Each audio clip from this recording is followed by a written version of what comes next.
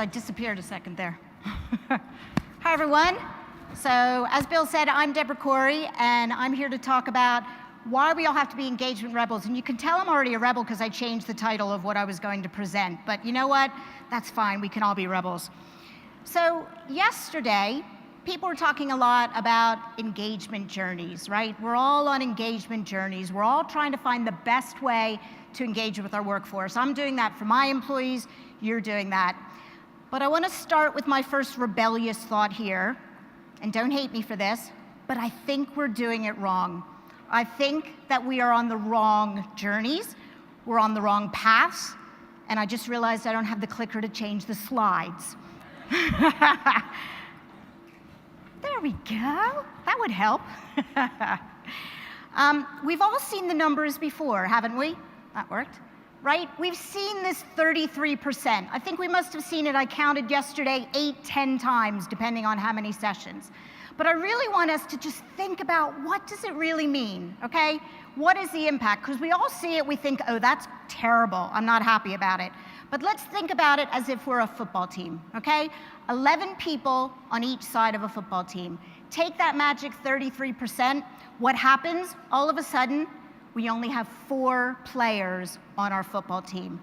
There is no way in the world that you can win a game with only 4 players. Everybody has a role, everyone has everything they have to do. It's not going to work. What will happen is what's behind me, which I don't know about you, but it makes me cringe every time I look at this, because these poor people who are engaged are trying their best to succeed, and it just is not working. And the same thing is true when it comes to the business world. We've all seen these names before. We've all seen these companies before. What happened to them? They disappeared.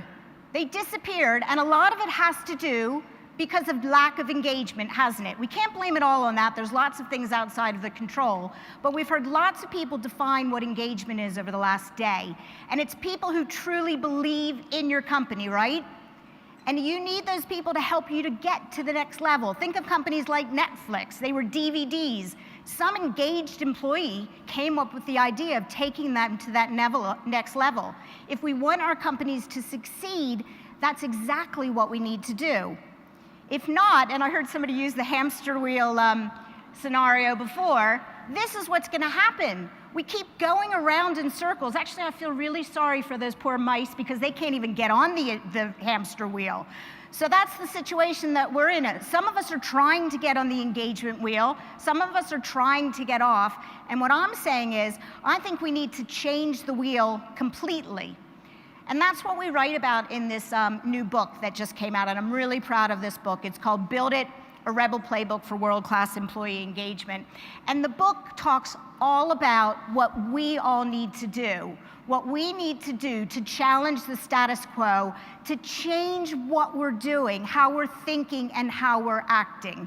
I've been doing this for over 20 years, and I look back at some of the things that I do, and I think, oh my goodness, how did I do that? How did I think that was engagement? And we can't really blame ourselves because we've been told that this is engagement for the last 10, 20, 30 years, and we need to do it differently. The book is all about, as I said, challenging ourselves. And I wrote this book with Glenn Elliott, and the joke between us was that at the end of the chapter, if I didn't feel a little bit sick to my stomach or nauseous because it really pushed me to think and act differently, that we needed to rewrite that chapter.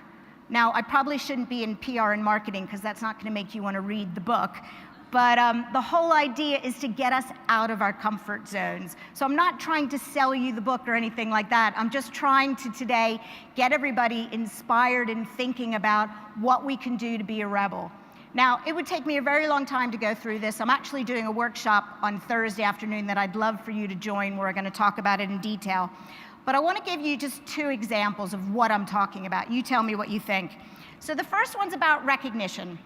We're spending $46 billion a year on recognition, which is 1% of payroll, which is fantastic, isn't it? It's great. 10 years ago, I couldn't get anybody, any of my CEOs to spend money on it.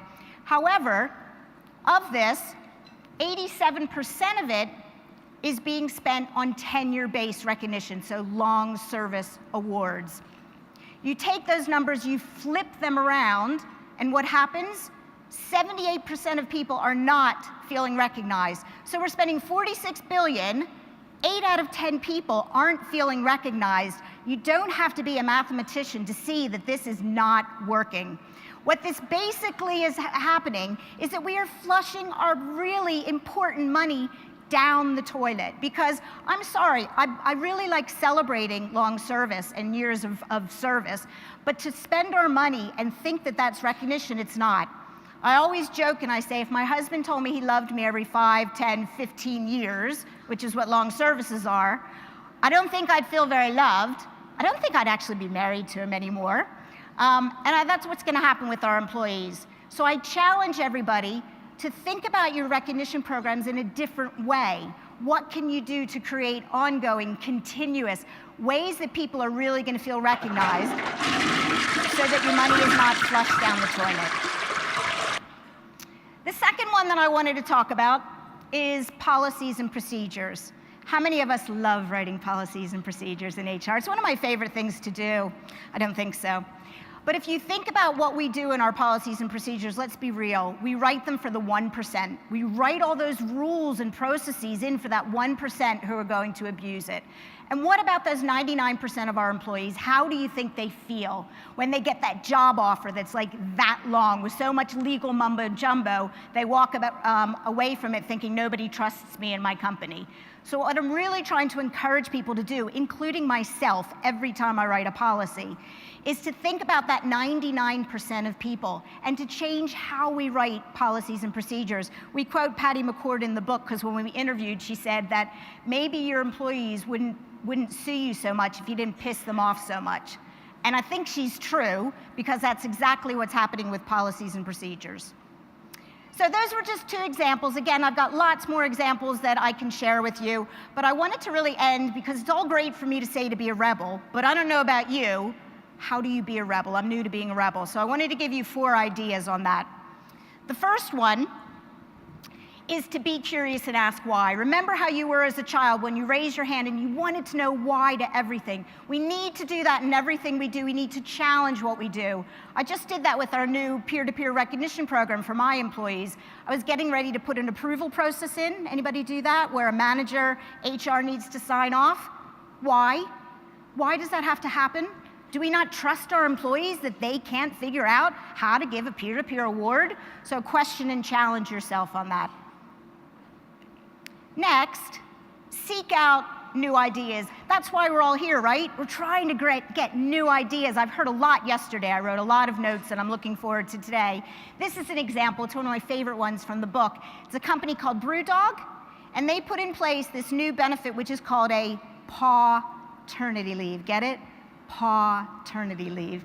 And they give their employees a week off when they get a new puppy or if they get a rescue dog. And I think it's a really new take on something that we've been doing in the past.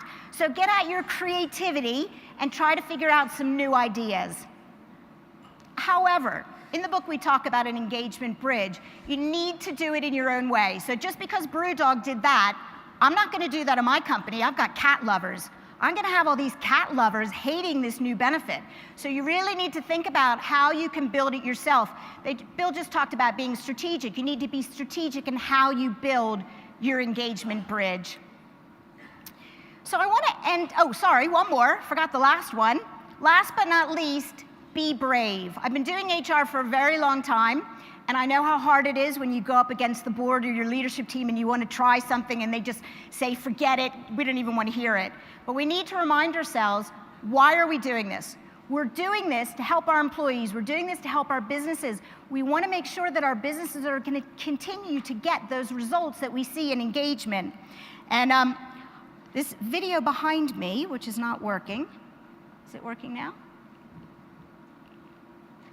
This is actually me being brave. Right after the last HCI conference, I decided to do a flying trapeze. So if I can do that and be brave, you can do anything. So I wanted to end by just really asking you a question. What would the world be like if we didn't have rebels? This world that we live in would be very different. We would have no computers. Everything would be black. You wouldn't have all your devices. and we also wouldn't have any electricity, and the world would be a very dark place without electricity. So I challenge you all, this is my rebellious act here. Everyone was supposed to go, oh, could you do that for me? Oh no. I challenge you all to join the revolution. I challenge you all to think, to act, to treat your people in a new way, because I know we all want to do it, and I know that we can do it. So put on your rebel cape, join the revolution, and I invite you to help change the world and make it a better place to work. Thank you very much. I will be around. Oh, sorry. Lights! I will be around for the rest of the event. Also, I said I'm doing a workshop. Please join me. We're giving out free copies of my book, actually my first book too, which is on communications, at the Reward Gateway booth, and t-shirts. So by all means, come by. I'd love to talk to you. Thank you very much.